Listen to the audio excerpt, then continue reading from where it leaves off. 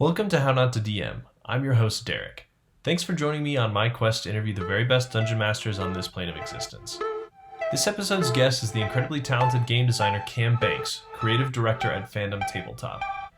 Cam has created over 25 TTRPG games and supplements across a handful of platforms, including Dragonlance, Marvel Heroic Role-Playing, Serenity RPG, and the Cortex system.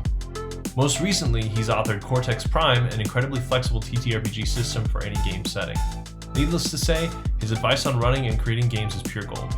He also has a fantastic beard I can only hope to replicate someday. Enjoy!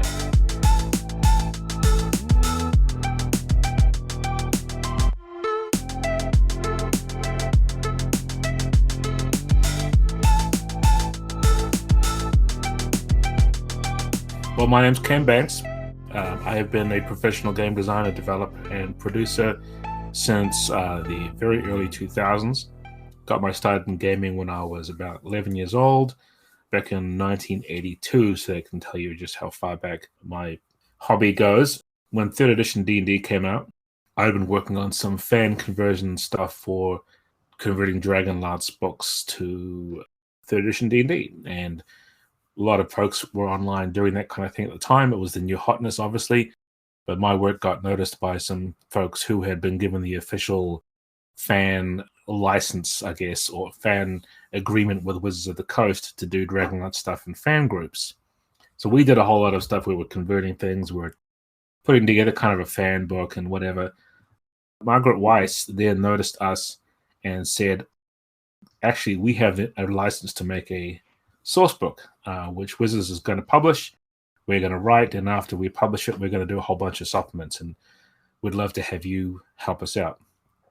So the first part of that was kind of like volunteer intern stuff. We were just working on things, but then I actually got paid for it, which is nice. Started writing some books, tons of Dragonlance books and supplements. So I was editing them for a while, being a developer, designing almost everything that was going through them. And that was the start of it, really. It was quite cool. I quit my job as a library supervisor at Penn State.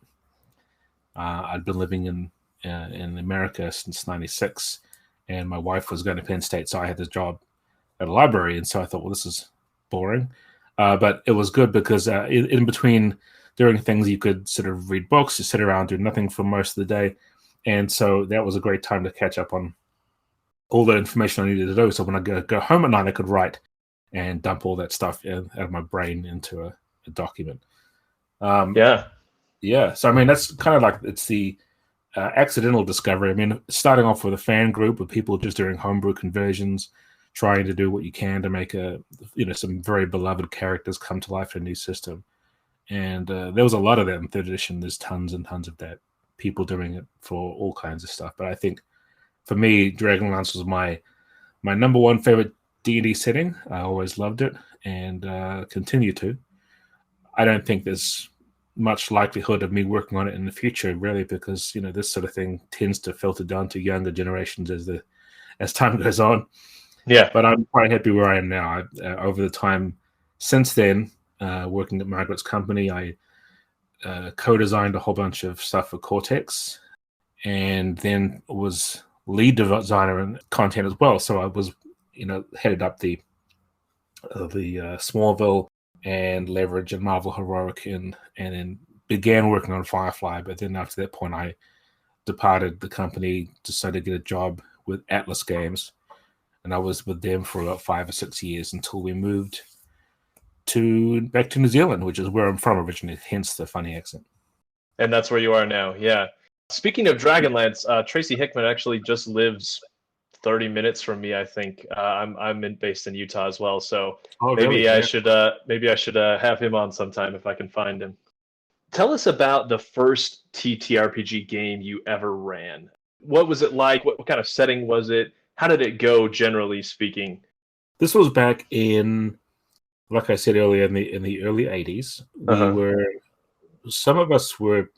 It was about 3 or 4 friends, and one of the friends came from America. He brought all his books. We'd kind of been dabbling in Endless Quest books and fighting fantasy books and so on, but he had all the AD&D books and things, and that was pretty cool. But we didn't get to do any GMing. At least I didn't for probably about a year and a half or so. I was just a player. So my first experience with that, it was basic set D&D, just like a dungeon map that I'd made myself and put monsters into and so on. It wasn't really that great. At that time, we had started picking up other things that had come out, so Star Frontiers and Gamma World and all of that. And I felt that it might have been a good occasion for me to take one of those games and run that instead, since everybody else was doing D&D. Didn't turn out that well. No one wanted to play them. So that was the beginning of my huge collection of RPGs, which has clearly changed and evolved over the years. But no, it's been that was kind of like when the addiction started. What are some of the biggest mistakes you have made as you have run different games? And it could be any game, as a dungeon master or a game master. And what did you learn from those mistakes that is something you could pass on to the listeners? Biggest mistake. I mean, we've all made tons of mistakes running games. Yep. I think the biggest mistake a game master can make, and I've started calling him a game moderator now because I think that's a little more in line with my thinking. The biggest mistake GMs can do is think that the players are really should feel special about being privileged to be part of their world. You should sort of thank me for running this game because it's going to be so great, and you'll be part of this awesome story that I've written out for you, and you can just play your roles. I've backed away from this idea that the GM is some omnipotent, deity who oversees everything and has become more of a facilitator for fun things and reacting to players and what they want to do. Throw things in front of them and let them decide what they want to do with it, and then sort of just play out the consequences is my motto now. But early on, no, definitely you have this idea that, oh, I've got a cool story. And the ending is like, going to be great, and you're all going to love it. And they don't do that. They don't get there. They change their mind. They do things you don't expect. There's a million GM advice columns that have been written about don't plan the end. Don't sort of put them in railroad situations like this. But I got to tell you that it's not until you realize that all your work and prep for something that they were never going to go to anyway has to be thrown out the window that you realize that's the mistake. Yep. Stop thinking along those lines. Yeah. Your world isn't that precious. That's a good soundbite. Your world isn't that precious. So, what are some of your favorite encounters you've built or designed in your game? They could be combat, they could be role play, they could be exploration. And what made them so great or engaging for the people you were playing with? I'm a big fan of social encounters or social situations that are set up so that there are numerous threads you can pull on if you happen to tug on them, right? If you find them. I like tough choices. I like it where there's not really a good answer to come out of something, that you must make a choice between one thing. It's the rock and the hard place social situation, right? I like setting those up. I think, though, the problem sometimes is that you try to make them like mysteries. Let's solve this problem with this one person and find out what the clues are.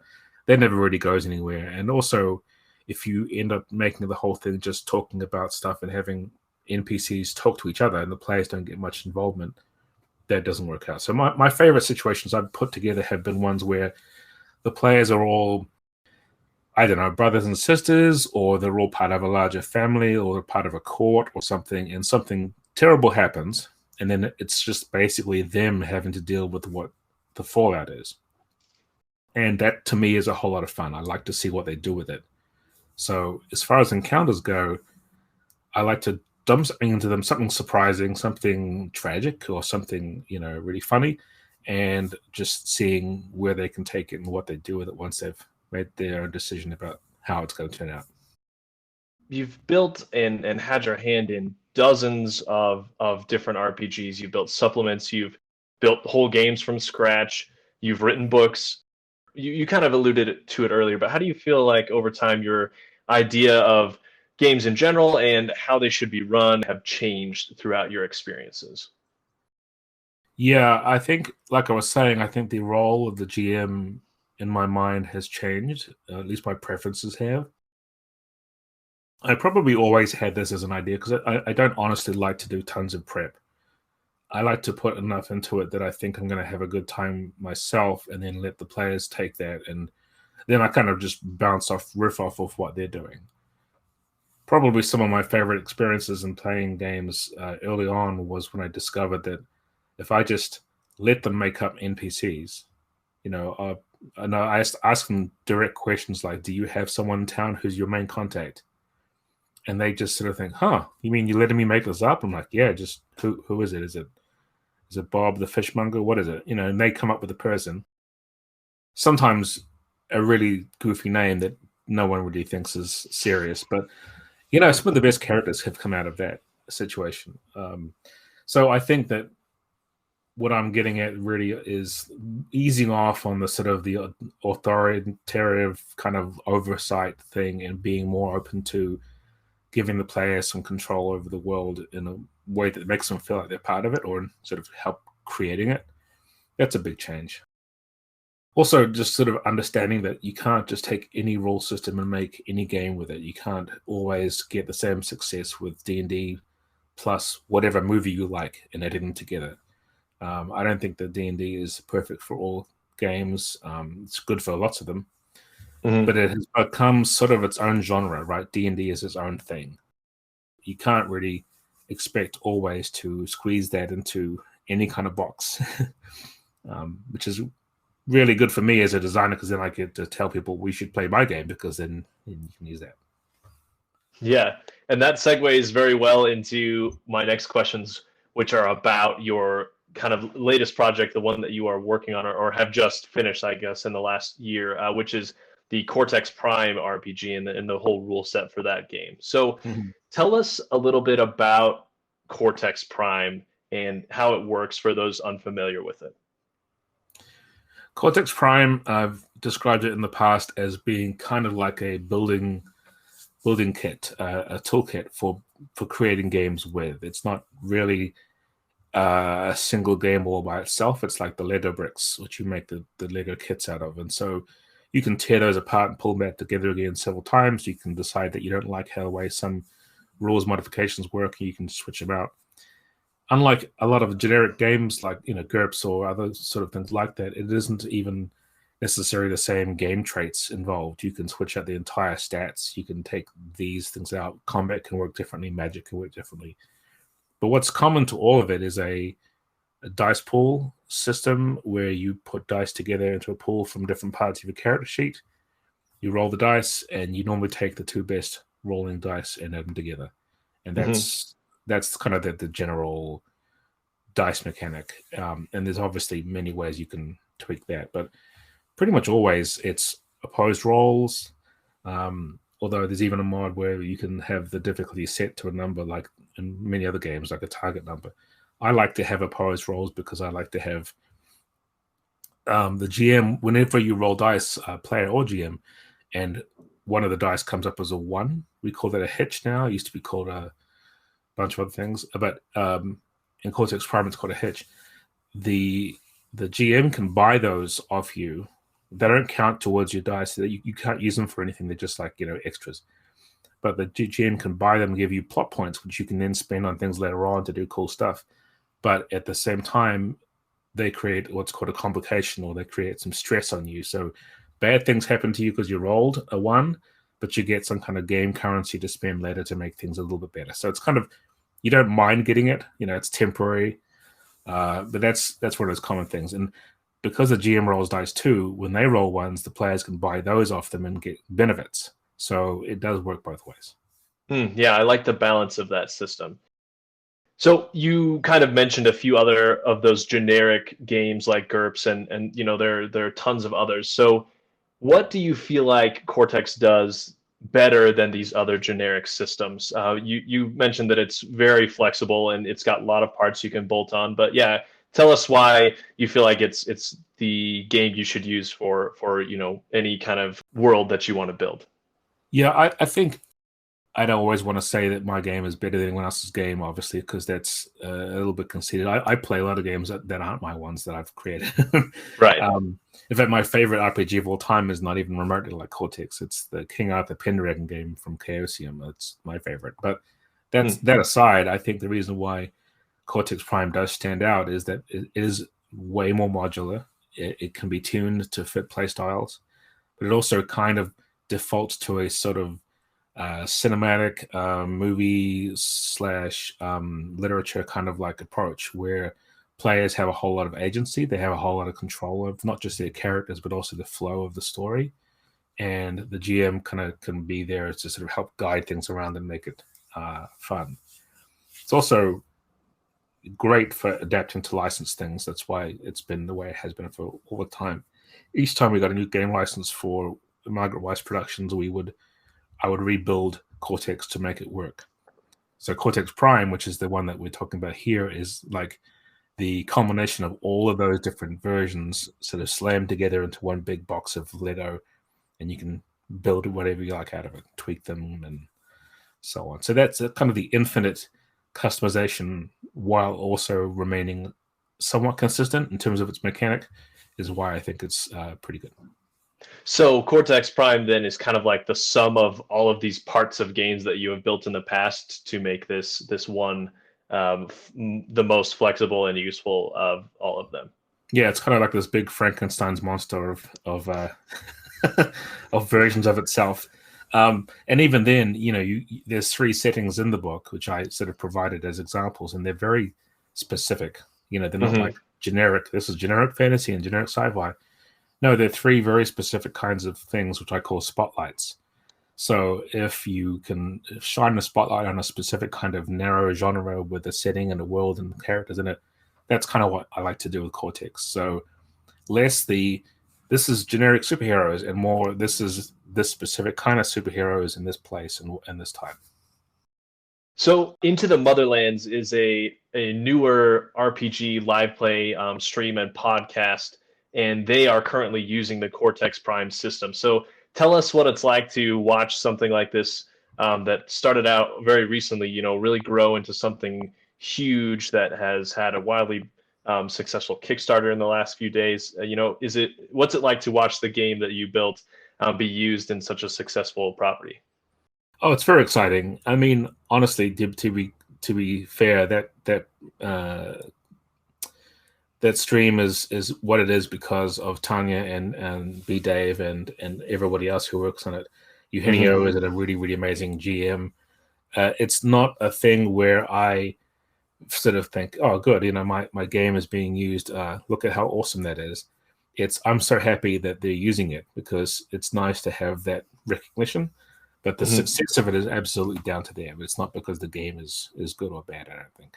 Yeah, I agree with you 100%. They've done an incredible job. Have you been surprised by any of their choices in the way they've used the mechanics or the different parts of the system? No, but I really don't like it that it serves as a scaffold in some ways for what they want to create. I mean, all the things that they do with it, all the different world building elements, the different kinds of alien species and things that they incorporate, the people they've got.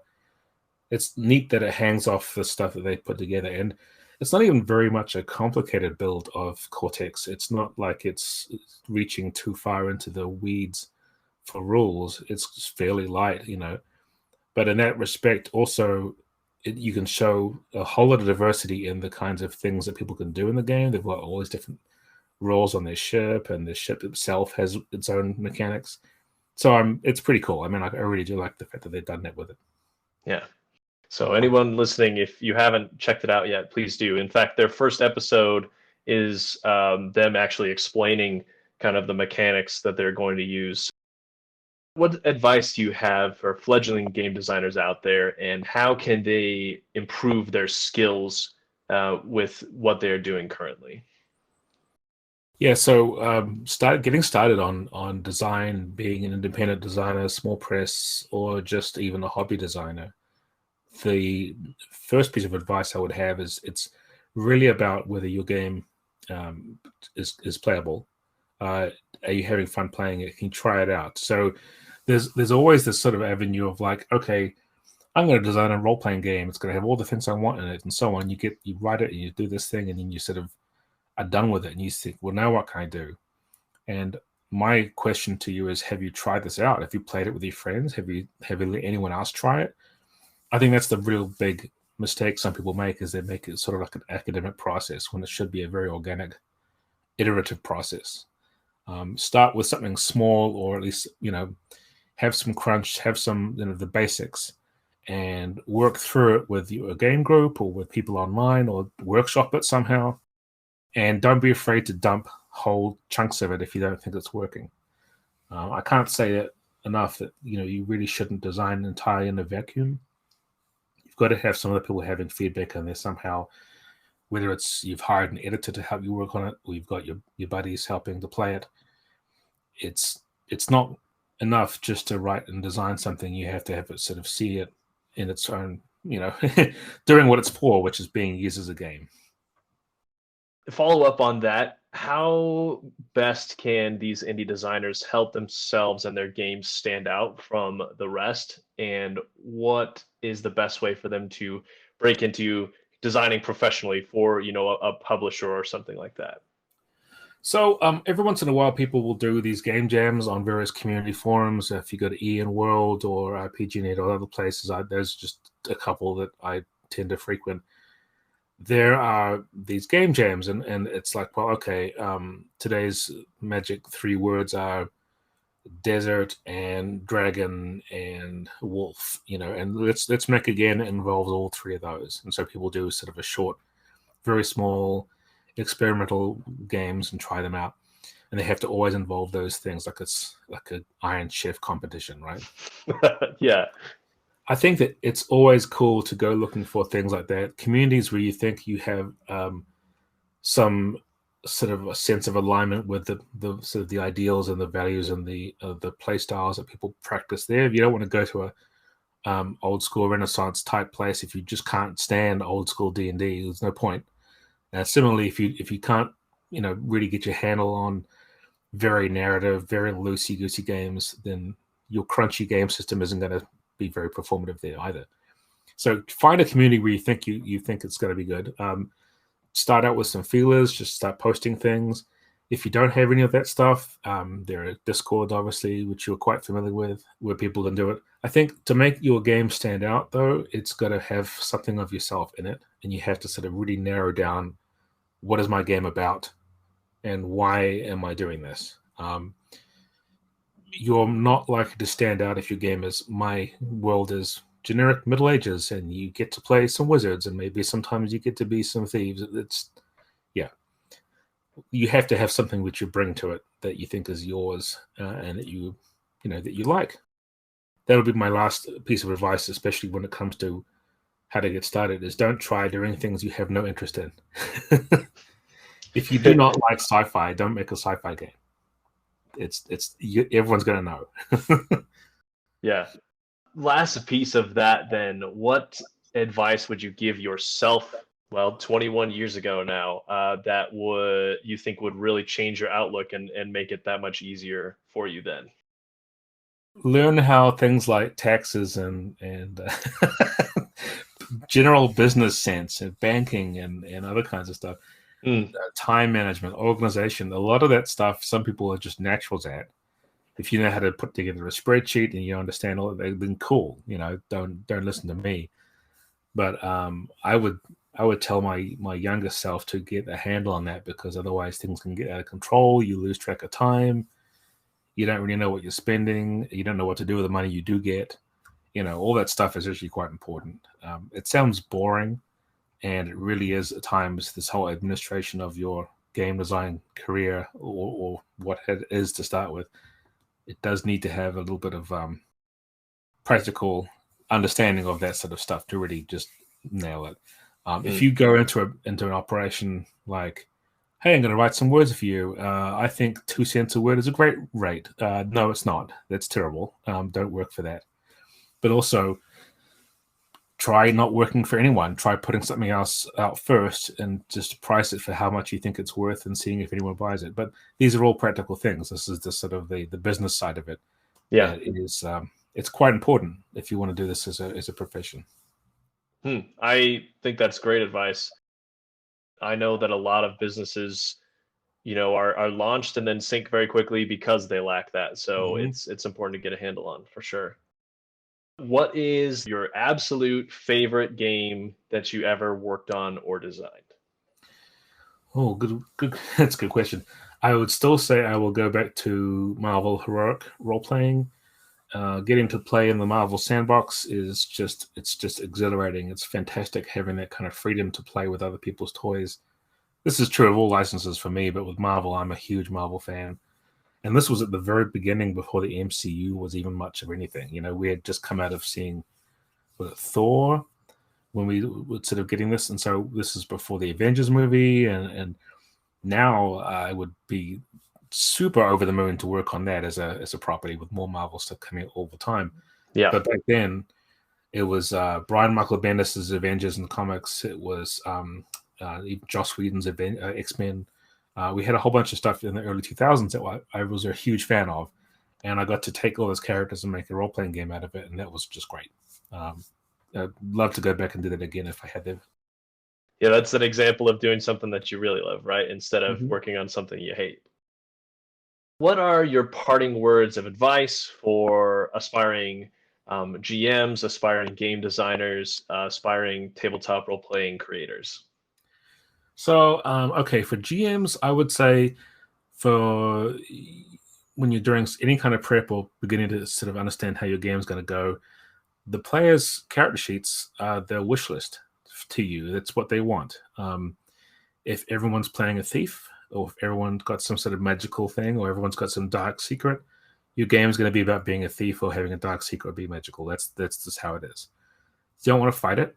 You can always suggest, let's make characters that are going to be useful for this dark, gritty, neo-noir Batman type setting. And then if they do that, then cool. But if they don't, you may have to do a bit of changing around of what your plans are. Unless you really want to fight them a lot on that, then you should probably not not do that too much. Yeah, Yeah. that's kind of my advice. As far as game designers go, with the whole thing with character sheets still matters too. Not only is it if you're running the game, it's the wish list from the players. If you're designing a game, it's what you want the game to be about. So start with the character sheet before you do any other design rules or anything else. Write up what you want your characters to look like, what kind of stats they've got, what sort of belongs on the sheet, what players will always be looking at when they're sitting there playing it, and then take that and some notes and start working from there, because that's the most frequently looked at and referenced and studied and used piece of your game is the character sheet. Yeah. And so you better start with that, because if it's your afterthought, if you design that sheet at the end of the game, then there's yeah, you've taken it from the wrong end. It's almost backwards from what I would think of. I haven't ever tried to design my own game, but that is a great point that it is the most referenced piece, Mhm. right? That's where the whole game happens. So that's great advice. What projects are you currently working on that you're really excited about? Right now, I am designing and writing the Tales of Xadia role-playing game, which is based on Netflix's Dragon Prince, from the lovely people at Wonderstorm. Been working on that for a while, and that is for Fandom, who I work for now as the creative director of all things Cortex. So Tales of Xadia should be out this year. It's a really fun game. It's the first of the new Cortex Prime licensed games from Fandom, so we're all very excited by it. It's going to be great. And it has dragons and elves and other kinds of cool things, but also a very heavy focus on sort of sense of humor, but also family and relationships and tragedy and all that sort of thing. All the elements that I think a good fantasy game should have. And it's a very successful TV show, so it's also a bonus. Nice. Where can listeners find your work online? Personal websites, business websites, social accounts, etc.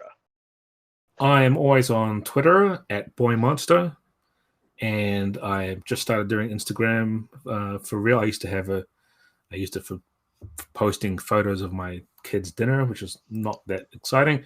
But I've started doing a lot of that stuff with socials on there. It's Rusty Sellsword is my IG handle.